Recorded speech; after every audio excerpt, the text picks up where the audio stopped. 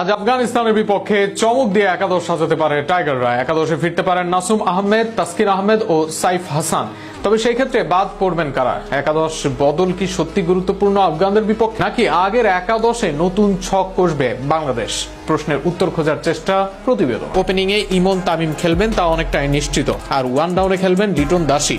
তবে পরিবর্তন করা উচিত 4 নম্বরে থাকা তাওহিদ হৃদয়কে। ধরা হচ্ছিল আসরের শুরু থেকেই সুযোগ পাবেন সাইফ হাসান।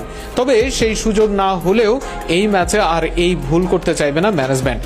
এরপরের 2 পজিশনে জাকের, শামীম থাকছেন, তা নিয়ে কোনো সন্দেহ নেই। আর এরপর অন্য ব্যাটার হতে পারেন শেখ মাহেদী। গত ম্যাচেও জোড়া উইকেট তুলেছেন তিনি। তবে বাদ পড়তে পারেন রিশাদ। ব্যাট হাতে নামার সুযোগ হয় না তার। বল হাতে শেষ ম্যাচেও দিয়েছেন 1 ওভারে 18 রান।